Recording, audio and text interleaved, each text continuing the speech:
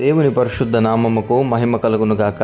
Amen. ఈ క్రీస్తు పరిచర్య అనేటువంటి యూట్యూబ్ మాధ్యమం నుండి వెలువడుతున్న అనుదిన దేవుని వాగ్దానాన్ని వింటున్నటువంటి క్రీస్తు పరిచర్య అనుచరులకును విశ్వాసులకును యావత్ ప్రపంచానికి నీ దినపు నా శుభాభివందనాలు తెలియజేయుచున్నాను. ప్రియ దేవుని బిడ్డలారా, అద్భుతకరమైనటువంటి రీతిలో క్రీస్తు పరిచర్యని ఆదరిస్తున్నటువంటి ప్రతి బిడ్డలకు కూడా ప్రభువు ఈ పరిచర్య నిమిత్తమై చేస్తున్నటువంటి కార్యాలు కానివ్వండి, ఆయన చూపిస్తున్నటువంటి ఉచిత కృప ఈ పరిచర్య మీద ఎల్లప్పుడూ ఇదే రకంగా కొనసాగిపోవాలని మేము ప్రార్థిస్తున్నాం.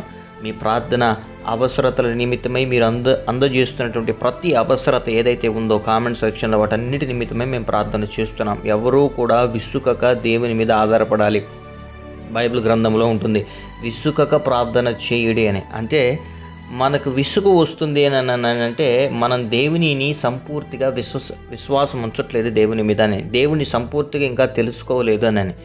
మనం మాట్లాడేటువంటి మాట అవతల వారికి విసుగుగా అనిపించవచ్చు, మనం మాట్లాడేటువంటి మాట అవతల వారికి ఎగతాళిగా అనిపించవచ్చు. కానీ మనదైనటువంటి శైలిలో పరిస్థితులను మనము సరిచేయడానికి ప్రయత్నం చేసినప్పుడు అవి సరి పడకపోగా ఆ పరిస్థితులు మనల్ని దిగమింగి వేయడానికి ప్రయత్నం చేసినప్పుడు ప్రభు ఎదుట మనం చేసేటువంటి ఆ దీన ప్రార్థన ఏదైతే ఉందో, ప్రభు ఎదుట మనం కార్చేటువంటి ఆ కన్నీరు ఏదైతే ఉందో, అది మన పాపాలని కడిగివేస్తూ మనల్ని పరిశుద్ధపరచడానికి ప్రయత్నం చేస్తూ మనల్ని ఉన్నత స్థితిలో నిలపడానికి దేవుని చిత్త ప్రణాళికలు మన జీవితంలో ఏవైతే ఆగిపోయి ఉన్నాయో వాటన్నిటినీ కూడా నెరవేరుస్తూ వస్తాయి. ప్రభువు చేసేటువంటి అద్భుత కార్యాలని అనుభవించడానికి ఇష్టపడినటువంటి క్రైస్తవుడు దేవుని చిత్తానికి లొంగిపోతాడు. దేవుని బిడ్డలారా, అందుకనే పరిశుద్ధ బైబిల్ గ్రంథములో నుండి, పరిశుద్ధ లేఖన భాగములో నుండి అపోస్తుడైనటువంటి పౌలు గారు రోమీయులకు రాసినటువంటి పత్రిక 8వ అధ్యాయము 31వ వచనంలో దేవుడు మన పక్షమునుండగా మనకు విరోధి ఎవడు అనేటువంటి మాట ఉంటుంది. ఆ మాటకు అర్థం ఏంటి అని అంటే, సజీవుడైనటువంటి దేవుని నామం పేరటలో ఏర్పరచబడినటువంటి బిడ్డలకు ఎదురవుతున్నటువంటి శ్రమల నిమిత్తమై భక్తుడు మాట్లాడుతూ దేవుడు మన పక్షమునుండగా విరోధి ఎవడు అనేటువంటి మాటని, అనేటువంటి ధైర్యాన్ని, అనేటువంటి నమ్మకాన్ని కేవలం పరిశుద్ధ లేఖన గ్రంథం మాత్రమే నీకు ఇవ్వగలుగుతుంది. ఏ దేవుడైతే మరణాన్ని జయించి తిరిగి లేచాడో, ఏ దేవుడైతే త్యాగపూరితమైనటువంటి ప్రేమను నీకు కనపరిచాడో ఆ దేవుడు నీకు ఒక భరోసా ఇస్తున్నాడు. ఏం భరోసా అంటే, నేను నీ పక్షమునుండగా, దీనుడైనటువంటి నీ పక్షమునుండగా, దీన స్థితిలో ఉండి ఈ వాక్యాన్ని వింటున్న సహోదరుడా, నీతోనే మాట్లాడుతున్నాడు దేవుడు. దీనుడైనటువంటి నీ స్థితి వైపు నేను చూస్తుండగా, నేను నీ పక్షమునుండగా నీకు విరోధి ఎవడు? ఈ భరోసా నేను నీకు ఇవ్వలేను, ఈ భరోసా నీ స్నేహితులు నీకు ఇవ్వలేరు, ఈ భరోసా నీ బంధుమిత్రులు నీకు ఇవ్వలేరు. ఒకవేళ ఇచ్చినా దాన్ని నిలబెట్టుకోలేరు. నిలబెట్టుకున్న దానికంటూ ఒక సర్టైన్ టైం పీరియడ్ ఉంటుంది. కానీ దేవుడు గనుక మాట ఇస్తే, దేవుడు గనుక భరోసా ఇస్తే, అది నువ్వు ఈ భూమి మీద బ్రతికినంత కాలము కూడా నీ కను పాపని నువ్వు ఎలాగైతే కాపాడుకుంటావో, నీ కనుగుడ్డుని ఎలాగైతే నువ్వు కాపాడుకుంటావో, దేవుడు నిన్ను అలాగూ కాపాడుకుంటాడు. కంటి చూపు కరెక్ట్గా కనబడట్లేదంటే దానికి సంబంధించినటువంటి ఇదిగో వైద్యాన్ని నువ్వు ఖచ్చితంగా తీసుకుంటావు. దాని కళ్ళకు అద్దాలు వేసుకోవడమో, కంటి ఆపరేషన్ చేసుకోవడమో, ఆ కన్నుకు సంబంధించినటువంటి ఆ వైద్యుడి దగ్గరికి వెళ్ళి నీవు దానిని పనిచేయు రకంగా, అంటే అది నీకు కళ్ళు కనబడే రకంగా, నీకు ఉపయోగపడే రకంగా ఆ వైద్యుడు ఏదో ఒక వైద్యాన్ని నీకు అందజేసినప్పుడు నీకు మరలా చూచేటువంటి స్థితి ఎలాగైతే వస్తుందో, నలిగిపోయినటువంటి నీ దుస్థితిని చూచి నీకు దేవుడు భరోసా ఇస్తున్నాడు. నేను బాగు చేస్తాను దాన్ని, నేను నీ పక్షమునుండగా నీ మీదకి లేస్తున్నటువంటి విరోధి ఎవడు? అంటే దీని మాటకు అర్థం ఏంటంటే, దేవుడు మన పక్షమునుండగా శ్రమలు మనకు రావు అని కాదు. దేవుడు మన పక్షమునున్నా సరే, శ్రమలు వచ్చినా సరే, వాటన్నిటిని మనము విశ్వాసముతో పోరాడుతూ ఎదిరించి జయము పొందగలమనేటువంటి నిశ్చయత పరిశుద్ధ లేఖన భాగం మనకు అందజేస్తుంది. దినాన సహోదరుడా, ఈ వాక్యాన్ని వింటున్నటువంటి ప్రతి క్రైస్తవ విశ్వాసి గమనించవలసినటువంటి విషయం ఏంటి అంటే, ఈ రకమైనటువంటి నమ్మకము, ఈ రకమైనటువంటి భరోసా, ఈ రకమైనటువంటి తృప్తి నీకు లోకంలో ఎవరు ఇవ్వలేరు. నీకు లోకంలో ఎవరు కూడా ఈ రకమైనటువంటి నమ్మకాన్ని చూపించలేరు. నీ జీవితంలో శ్రమలు ఎదురైపోయినప్పుడు పారిపోయిన మనుషులను చూస్తుంటావు. నీ మీద నిందపడినప్పుడు దాన్ని నమ్మి నిన్ను దిగజార్చేటువంటి మాటల్లో మాట్లాడే మనుషుల్ని నువ్వు చూచుంటావు. కానీ ఈ దినాన వాక్యం ద్వారా దేవుడు నీతో ఏం మాట్లాడుతున్నాడు అన్నానంటే, నీ మీదకి లేస్తున్న శత్రువుని నువ్వు చూస్తున్నావు, కానీ నిన్ను నిర్మించినటువంటి నీ దేవుడిని నువ్వు గమనించట్లేదు. ఆయన నీ పక్షమునున్నాడు. నీకు శ్రమ అనేది వస్తుంది. ఒక పరీక్షా కాలంలోకి నువ్వు ముందుకు వెళ్తున్నావు. ప్రియ దేవుని బిడ్డ, విశ్వాసి, విని ఈ మాటని. చాలా స్పష్టంగా దేవుడు ఈ దినాన్ని నీ హృదయాన్ని కదిలించబోతున్నాడు. ఓ టెస్టింగ్ పీరియడ్లో నువ్వు ఉన్నావు. దేవుడు నిన్ను పరీక్షిస్తున్నాడు.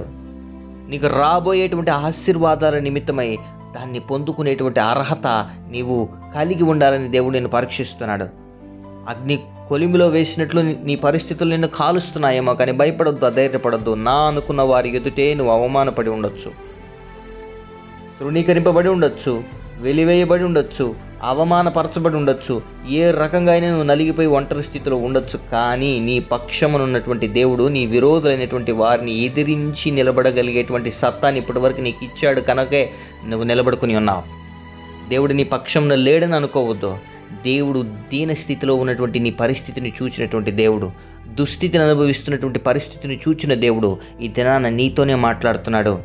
నీ సందర్భము మనుషులతో కలిసి సంతోషంగా ఉండాలనేటువంటి ఆలోచన నీకున్నను. నీ పరిస్థితులు ఆ రకంగా నిన్ను ఉండని లేక నిన్ను వెనక్కి లాగుతున్నాయేమో, నీ అప్పులు నిన్ను వెనక్కి లాగుతున్నాయేమో, నీ స్థితిని చూచి మనుషులు ఎగతాళి చేస్తూ వివాహంగా అనేటువంటి నీ జీవితము, గర్భఫలము లేనటువంటి నీ జీవితంలో ఏ సెటిల్మెంట్ లేనటువంటి నీ జీవితాన్ని చూసి ఎగతాళి చేస్తున్నారని బాధపడుతున్నావేమో.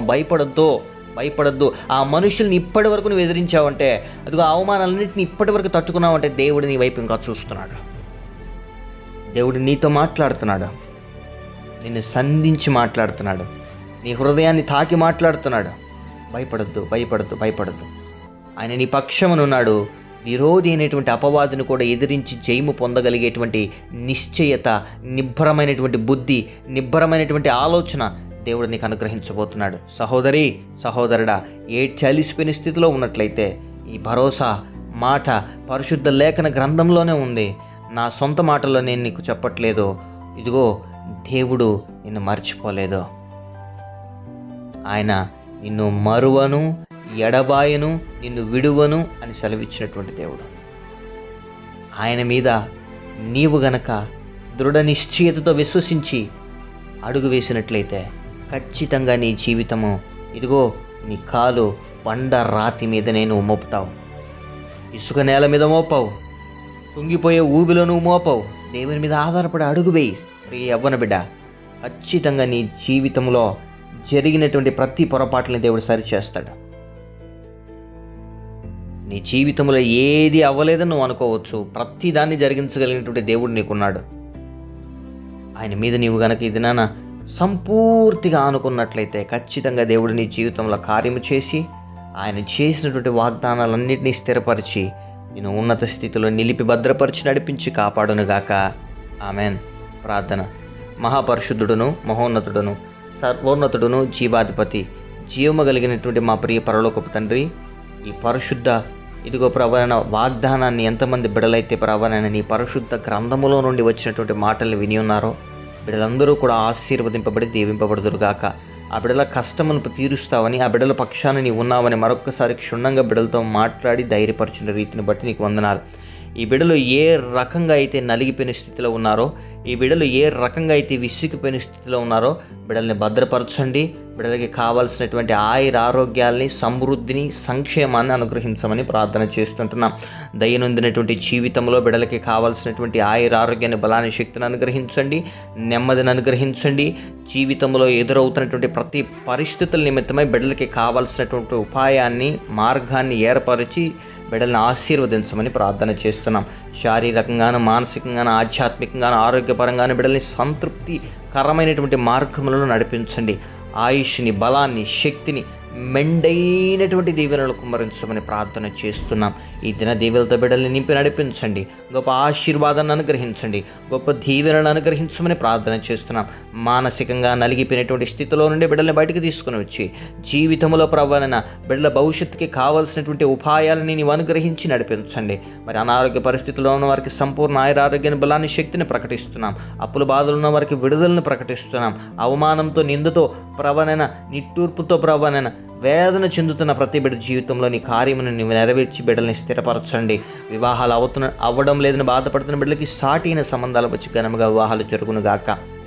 ఈ దిన దీవెలతో బిడ్డల్ని నింపి నడిపించండి, గొప్ప చేయండి, భద్రపరచమని, సమస్త విధమైనటువంటి దీవెలతో తృప్తిపరచమని. ఈ దినాన వివాహ దినాలు, జన్మదినాలు, బ్యాప్టిజం డేస్ జరుపుకుంటున్న బిడ్డల తలల మీదకి ఆశీర్వాదాలు, దీవెనలను కుమ్మరించమని, సమస్త విధములైనటువంటి మేలులతో తృప్తిపరచమని, స్తుతి ఘనత మహిమ ప్రభావాలు నీకే ఆరోపిస్తూ యేసయ్య అతి పరిశుద్ధమైన నామములు ఈ ప్రార్థన విన్నపములు అడిగి పొందుకుని ఉన్నాం మా ప్రియ పరలోకపు తండ్రి. Amen, amen, amen. Praise the Lord. May God bless you all.